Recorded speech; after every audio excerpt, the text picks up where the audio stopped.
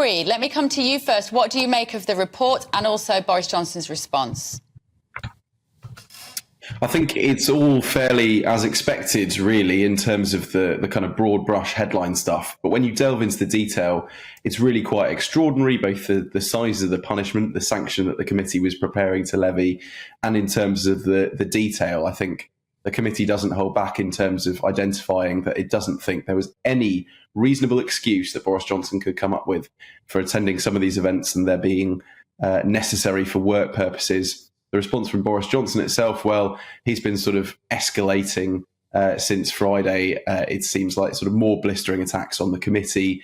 And I suppose that it's only going to rile Conservative MPs even more and divide them further between the sort of pro and anti-Boris Johnson camps, which means that there's going to be a very awkward showdown probably come Monday when Rishi Sunak puts this to a vote in Parliament. But Aubrey, are these committee members really so sensitive that they have to dramatically increase the proposed length of the suspension from what we thought was going to be 20 days to 90 days because he had the temerity to call it a kangaroo court? Why can't he call it a kangaroo court? Parliament is all about having different opinions.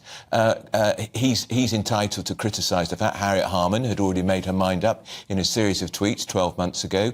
And it does seem to me, looking at some of the way it's written, it does seem to be a touch of pique about these conclusions. I think that the attacks on the committee are a smaller part of the other sort of egregious findings against Boris Johnson. Arguably, the worst thing he did was leak the findings of the report last Friday. Leaking a select committee report is one of the worst things you can do if you're an MP. That is a huge contempt of Parliament. Boris Johnson was given it under sort of strict embargo. He had 2 weeks to reply to set out his case and respond, and the committee were then going to decide whether or not that should change their mind. But instead, what did Boris Johnson do? He sort of flew off the handle and he decided to leak the findings instead, saying exactly what the report was supposed to say. I think that is probably part of the main reason that the escalation went from sort of 20 days to 90 days in terms of a recommended suspension. It's a bit of a joke, though, isn't it, when the police looked at exactly the same action and concluded that he'd done nothing wrong apart from that one penalty notice that he and Rishi Sunak both got, for then the committee to effectively conclude, well, the police were wrong and he knew what he was doing, he did things wrong, and then he lied about it. No, they were investigating completely different things. The police didn't conclude that Boris Johnson didn't do anything wrong. They found that he broke the law on one occasion, and the committee's been investigating something else entirely, which is whether or not he misled Parliament. The police doesn't investigate whether or not MPs mislead Parliament. They've never investigated that.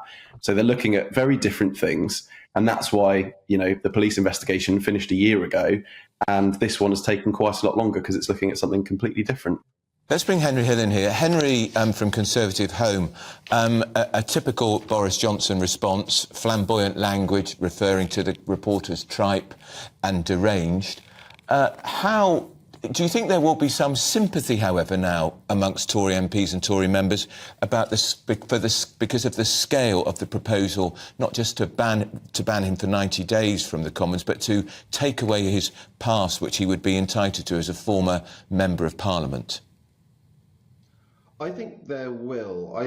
For the most part, I think that opinions on this have had so long to crystallise and polarise that I'd be very surprised if there were all that many Conservative members who are going through the details of this report and changing their minds.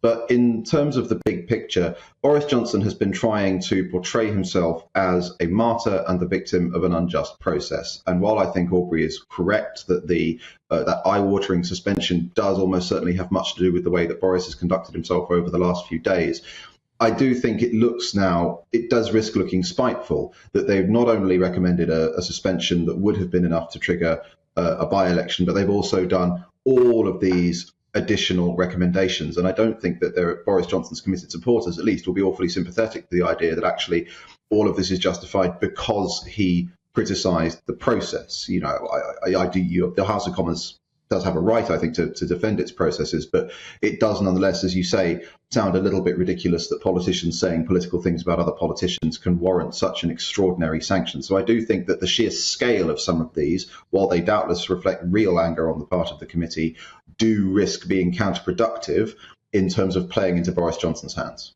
Wouldn't Parliament have been in a much better place if they had not allowed Harriet Harman to chair this committee. She's a distinguished MP, she's a lawyer, but she was on record, Henry, we'll bring Aubrey in as well later, she was on record as saying more than once, 3 times in fact, on social media that Boris Johnson had misled Parliament, he'd lied to Parliament and he'd broken his own rules, which were very serious rules. So she'd gone into this inquiry with her mind made up.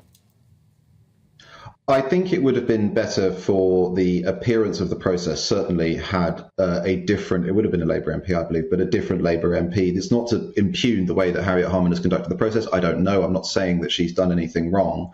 But certainly, if you're a layman, if you're somebody who hasn't followed this story in intense detail and isn't the kind of person who's professionally obliged to read a 30,000-word report, then certainly the fact that she did that, and it looks so similar to what Chris Bryant did, and Chris Bryant did recuse himself, it just damages the perception of the process. And I think this is important because the House of Commons has to police itself. It can never be a normal workplace. MPs are democratically elected representatives with an independent mandate, so they can't have a normal HR process. So that's why you have these committee investigations, which are then voted on by the House of Commons. But that means that it's incumbent on the MPs overseeing those processes to take extra care to make sure that they are seen to be discharging those functions impartially and judicially. And I'm not sure that Harriet Harman's position at the chair of this inquiry has helped that impression. Can I just read what she actually did? She retweeted a tweet by Alistair Campbell, who was Tony Blair's spin doctor, which said Boris Johnson and Rishi Sunak broke their own emergency laws. They lied repeatedly. They trashed the ministerial code. And yet she chaired this wretched hearing.